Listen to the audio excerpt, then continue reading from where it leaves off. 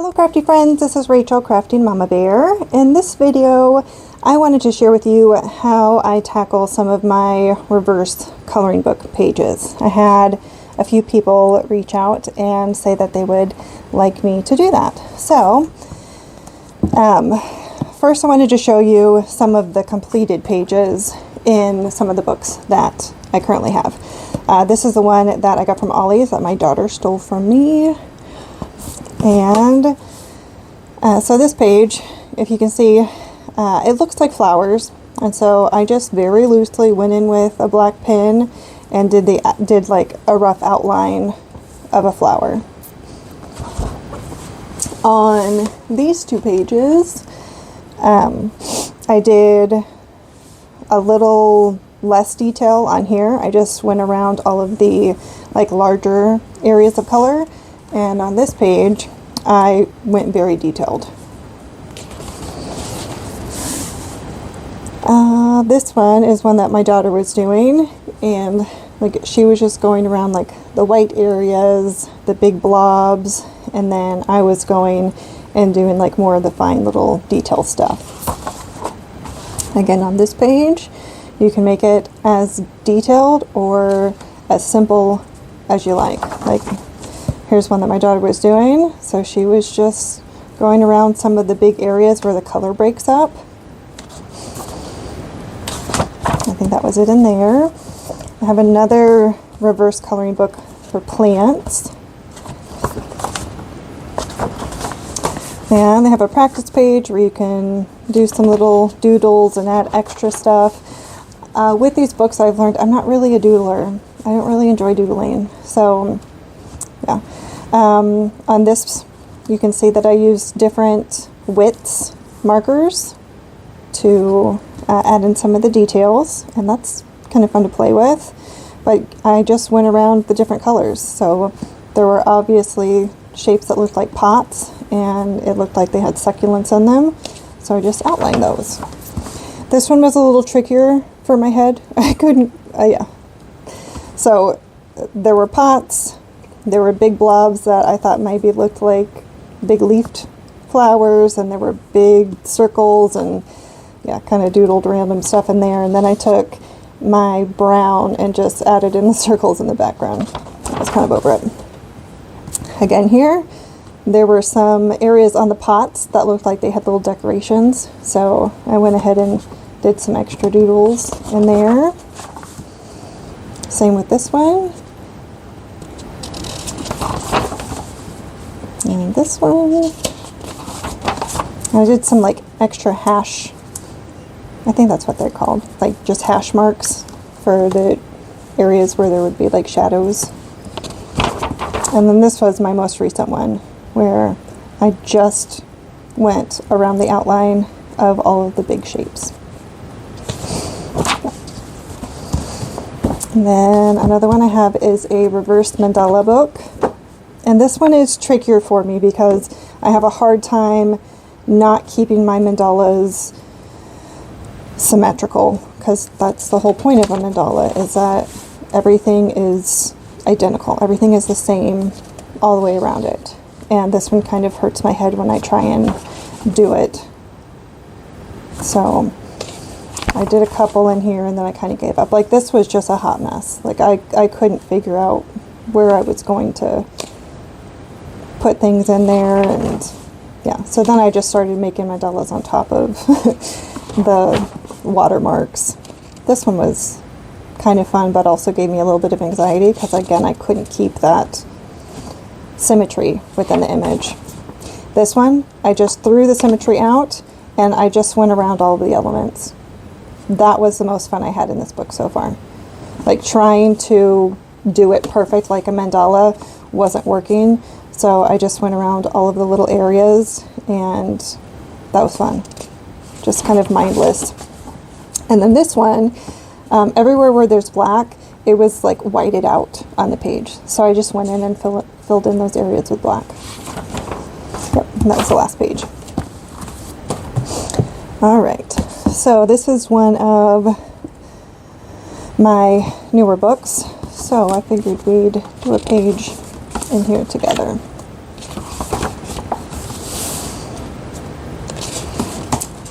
Alright, so if you've got a page like this, I've got a little drawer full of some different colored microns, and I've really been enjoying the sepia colored. But probably for the video I should use black.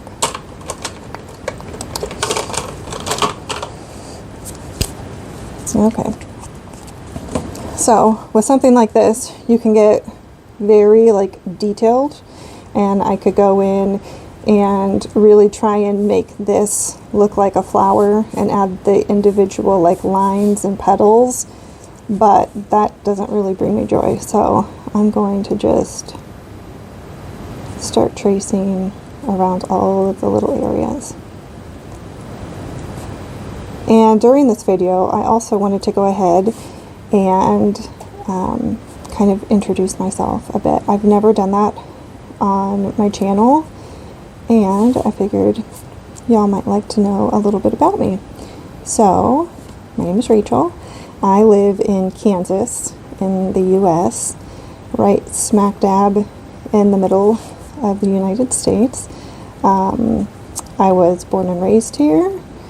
I met my husband here. He was born and raised here. We have one daughter, and my husband and I have been married, oh gosh, 12 years, together 16 years.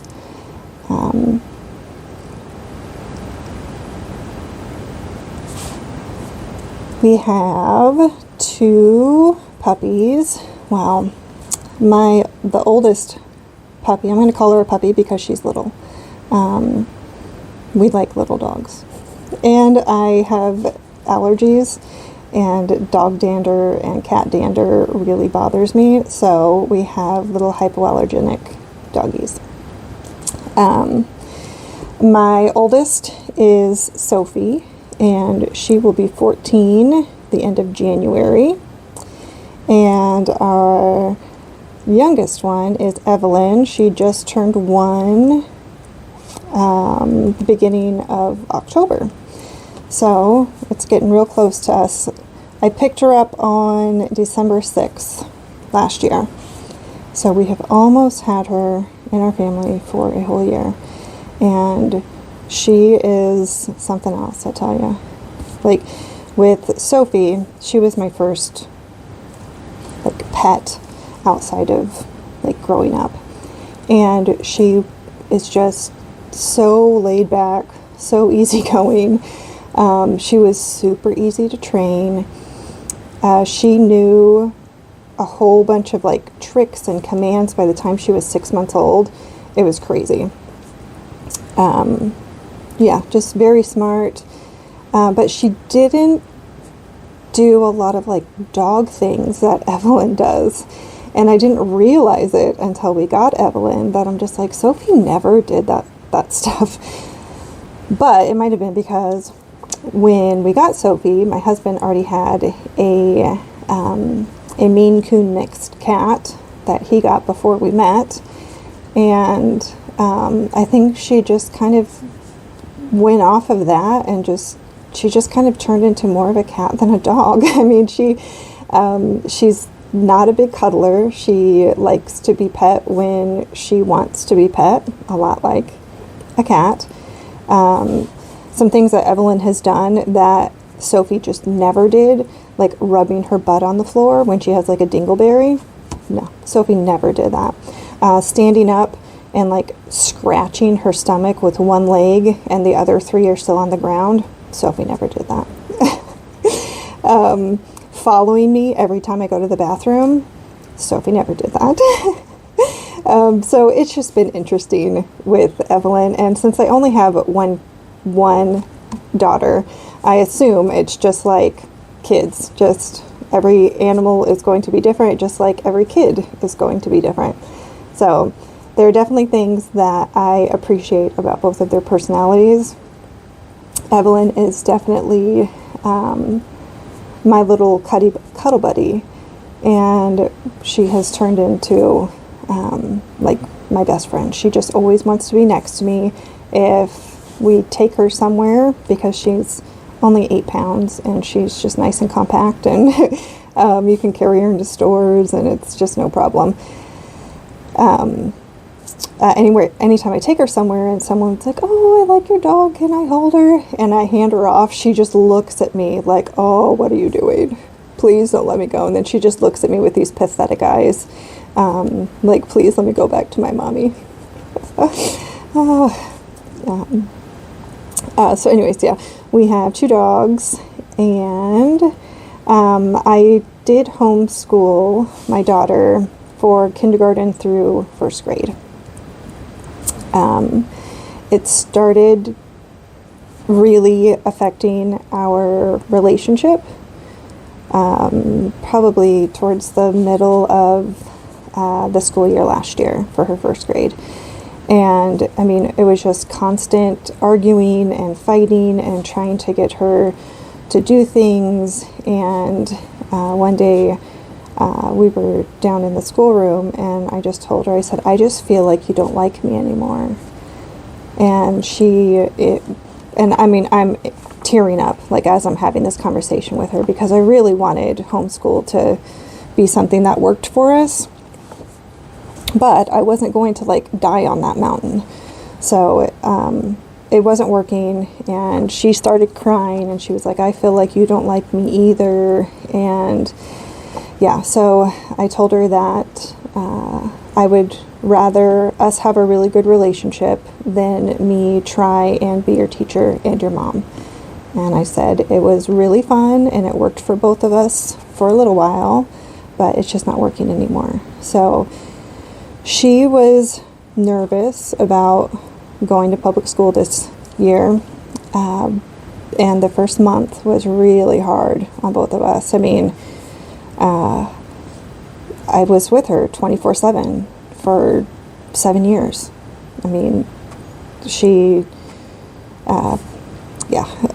so it was difficult for both of us to go from spending every day, all day, 24/7 together to having a big chunk in the day where we didn't have each other.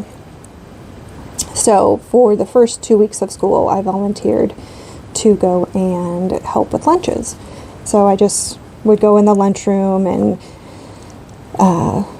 for the younger kids, so like kindergarten through 2nd grade, sometimes it's a bit of an adjustment period, and they need help knowing where to sit and how to open up some of their packages and things like that. So I went and helped for the first few weeks of school with that, and that kind of helped gently push us into eventually not seeing each other at all during the day, minus when I went to pick her up. And she still asks me almost on a daily basis if I can go and have lunch with her.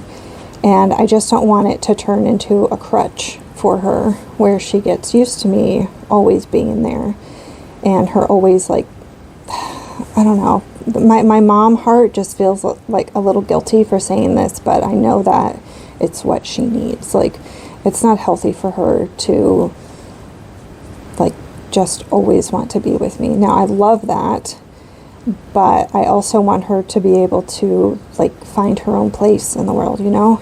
And yeah, I'm sure many of you can relate to that as a mom. It's just, I'm gonna tear up just talking about it. But yeah, it's beautiful, and it's also just kind of heartbreaking at the same time, because it's like there's so much of their day that you're just not there with them. You're not there to experience all these things with them. Oh my gosh, I can't believe I'm crying. So yeah, it's been a real big adjustment. Oh gosh, okay. Take a breath and color. So yeah, I mean, gosh, we're in November, and I'm still having some withdrawals and some issues with it, but she's done so amazing in school. She's made so many new friends. It was so great to go to her Halloween party and to just see all the kids interacting with each other. And it seemed like everybody really liked each other.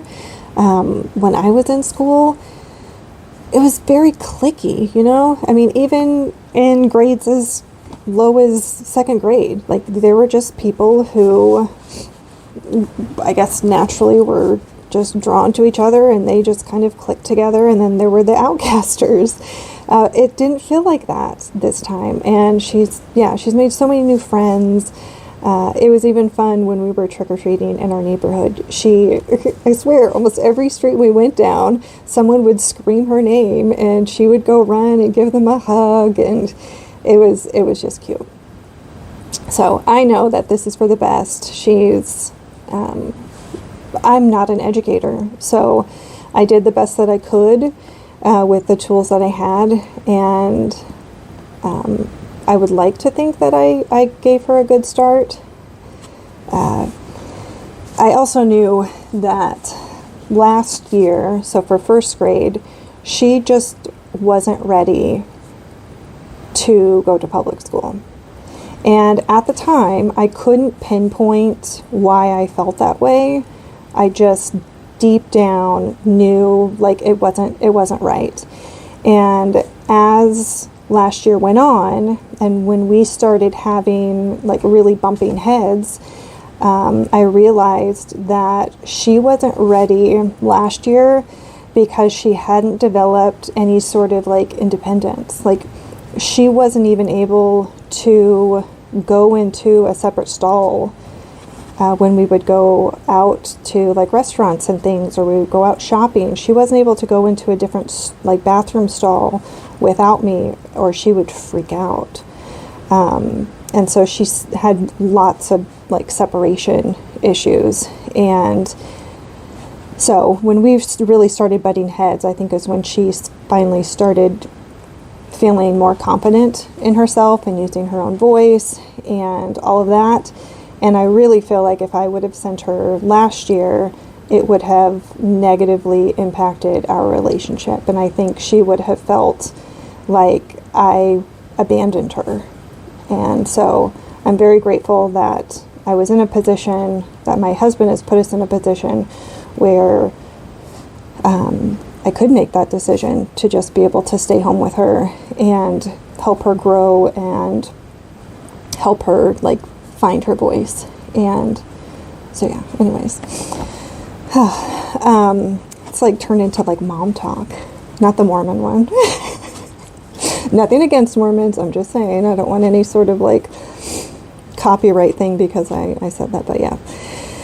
Anyways, okay, so as you can see, I'm just going around the blocks of color, and it's just super easy. You can make this as detailed and as beautiful as you want, or as easy as you want. And over here, it shows some little examples of things. Like over here, they went outside and created their own shapes. Where, sure, you can do that.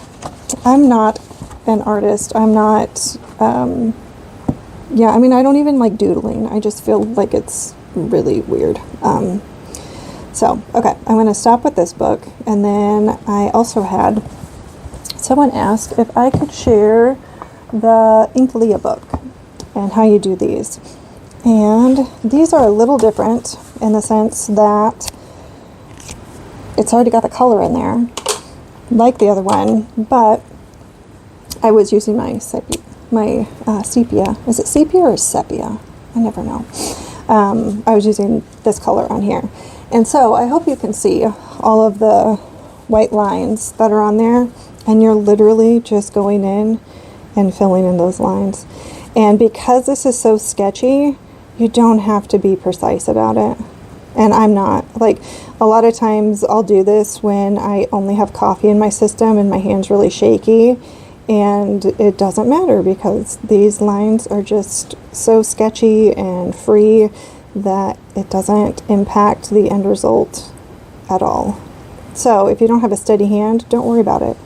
And I hope you can see, like, I'm not being really particular with this. I'm just kind of going in and adding it where the lines kind of are.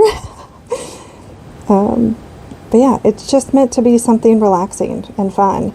And this brand of books also has a I believe it has a Christmas one that I have seen, and they have just different everyday sort of stuff. I know that they have 2 spooky Halloween ones, and like I mentioned in the video when I bought this one, I got the monsters because I am very much a seasonal colorist, and if I got the Halloween one, I would only feel like I could color in it a couple months out of the year, where with the monsters I can just do that whenever.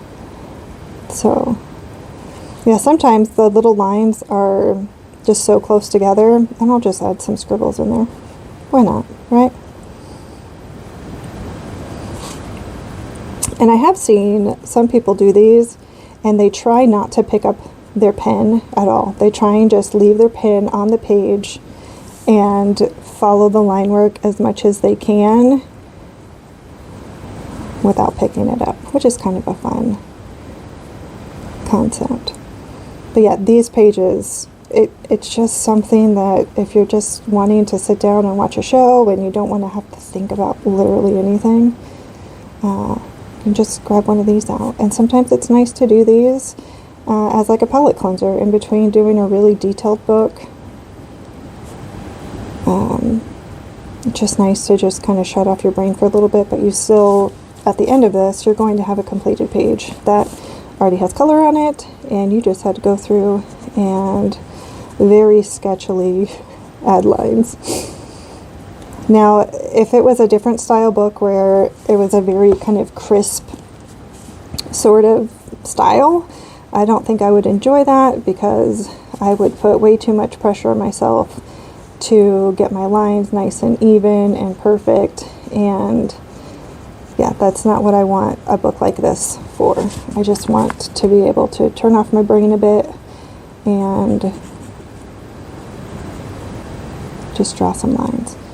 And I haven't done it yet in this book, but I was thinking the next page I might try and use my Fineliners and add the different colors into the different sections. So I would add more of my orangey colors here, my purpley colors, my yellows on his tummy, and see if that gives me more of like a watercolor effect on the image. But yeah, okay, I'm going to stop there, or else I'll just go and go and go and go.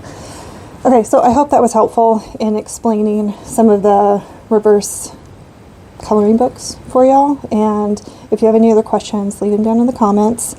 Thanks for hanging out with me. And if you have any other questions for me, leave them down in the comments, and I can do another kind of chatty video, and you guys can get to know me a little bit more. Alrighty, until next time, bye bye.